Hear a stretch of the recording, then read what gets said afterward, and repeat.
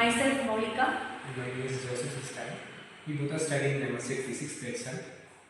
Okay. Today we are doing the experiment determining the absolute value of M and H. And M stands for magnetic moment and H stands for horizontal component of Earth's magnetic field.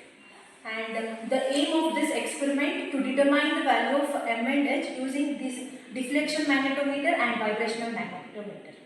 And the apparatus required for our experiment are deflection magnetometer apparatus, in which the scale is written from 0 to 50, and deflection magnetometer is kept at the center of this scale, pointing from 0 to 180 in both directions. And as you can see here, there is a needle in between, and it is pointing in 0, 0. So you have to adjust it such that it will be in 0, 0, and initially it may be altering, and you have to make sure that there is no magnets nearby which alters its position. And also here there is red dot which points in the north direction of this, and the opposite points in the south pole. And the other apparatus required for it is vibration magnetometer, and it is for the second part of our experiment. And two magnets are required, and this mass is written in, that is 57.1 gram and other is 56.1 gram.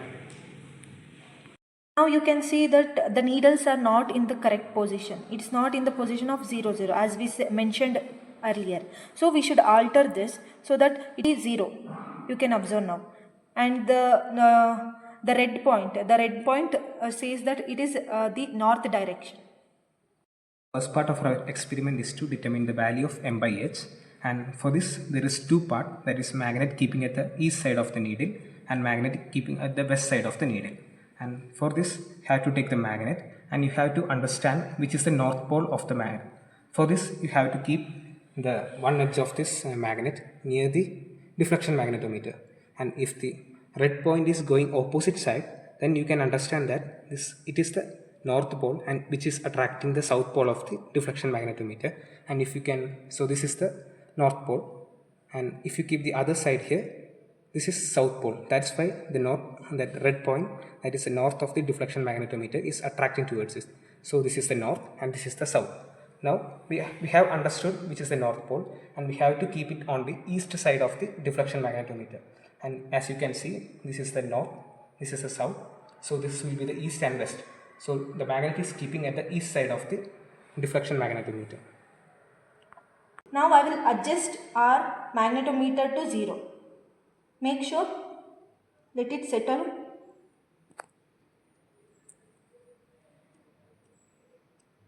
Now the needles are showing 0 deflection. I will place the bar magnet in a certain distance like 12.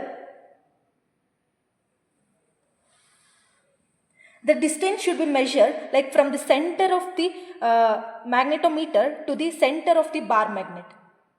This is the center of the bar magnet and it is placed on 12 centimeter. This is north pole of the bar magnet. We can see the deflection. First it was in 0 deflection, now it is deflected like this. Let us consider this as a theta 1 and this as a theta 2. We can see that from 0 to 84 degree, and this is from 0 to 85 degree. Then our theta 1 will be 84 degree and our theta 2 will be 85 degree for north pole. Now we are done with the north pole. For the same distance, I will change the pole. This is south pole. I am placing in the same distance. We should see that the center of bar magnet is placed at 12 centimeter. Now you can see the needle, which was first in 0 deflection, is turned like this. Then this is our theta 3 and this is our theta 4. We can see that theta 3 is 59 and even a theta 4 is also 59. By this we finish the east part of needle, and let's move for the west part.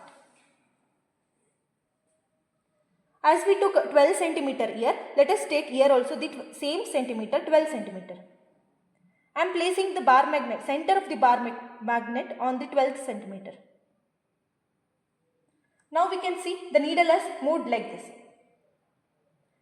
This will be our theta 5 and this will be our theta 6. You can see that theta 5 is 71 degree and theta 6 is 71, also 71 degree.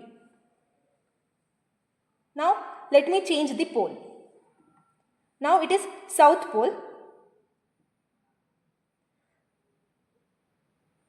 Now the needle is moved this side, means this is our theta 7 and this is our theta 8.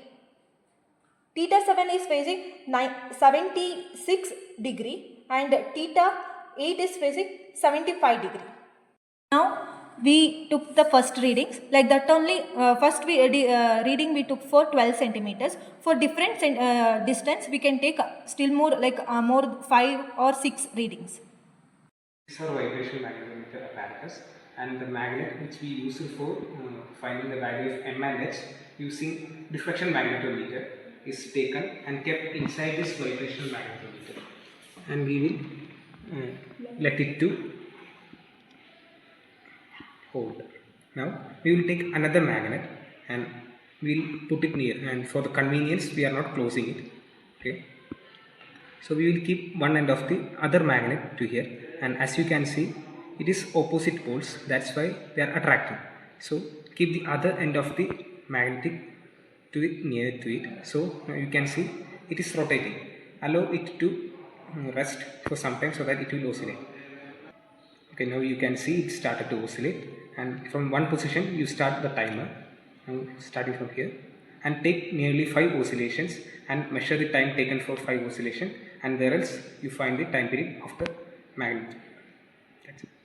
Part which was done by vibrational magnetometer, we took 5 oscillation, 3 readings we took. For that we got the time as 35, 32 and 33. Taking these 3 means I will find out the time period dividing by the 5 oscillations, and I will take the t-square. So we have performed the experiment for 5 different values, and the deflection we have been noted down, that is 8 different deflections we have been noted, and the mean of the deflections have been taken here.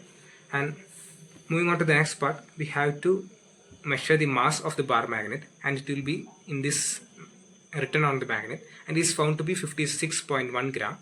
And the length and breadth of the bar magnet is to be found using the vernier calipers, and the length of the bar magnet is 5.24 centimeter and breadth of the bar magnet is 1.61 centimeter. Now moving on to the calculation part, our aim is to determine mH, that is 4 pi square into I divided by t square, where I is the moment of inertia of the bar magnet and t is the time period of the bar magnet. And we have found the time period here, where the total time taken for 5 oscillations 33.3, that is a mean, and time period have been found by finding 5 divided by 33.3, and that is found to be 6.66, and t square is also found, and we are substituting this t square in our main equation here. So if you see that there is I we have to found, and the moment of inertia, that is for the bar magnet, is the equation is m into L square plus B square divided by 12, where L square and B square we can be found using the this we have been measured earlier. So the mass of the bar magnet is 56.1, and as it is in grams, we have to convert it to kilogram, and L square B square also substituted here. So thus we will get the moment of inertia as 1.404 into 10 raised to minus 5 kilogram meter square. As we are finding the values in CGS unit, we have to convert it into gram centimeter square, that is 140.4 gram centimeter square. Now we can substitute our I and the time that is t square in mH equation. So that is 4 pi square into 140.4 that we found from this equation, and divided by t square. So it turns out to be 124.5 gram meter square per second square. So our next part is to determine m by h. So the basic equation for m by h is d square minus L square all square into tan theta divided by 2d. Here d is the different distances that we have taken here, that is the 5 distances we have taken, and here L, it is the half of the magnetic length. So in order to find that, the equation for magnetic length is 2L is equal to 0.84 into length, and where this L is the physical length of the magnet, that L we have been found here, that is 5.24. So substituting, we will get L as 2.20 centimeter. Now putting these values in m by h. So we are performing we are calculating the value for first, that is 12 centimeter. So it turns out to be this 12 square minus L square all square and tan theta. The mean deflection that we have got here for the first experiment, that is 72.5. So that we have taken here tan 72.5 divided by 2 into 12. So the final value we get is 2559.1. And similarly, we have to perform this experiment for the rest 5 values and find the mean m by h. So we are here we are doing only for the 12 distance. So it turns out to be 2559.1. So our third aim is to find the absolute value of m and h. Here the equation for m is equal to root m by h into mh. And by substituting the values we have got earlier in this equation, we will get the m absolute value of mh 1784.9 pole centimeter.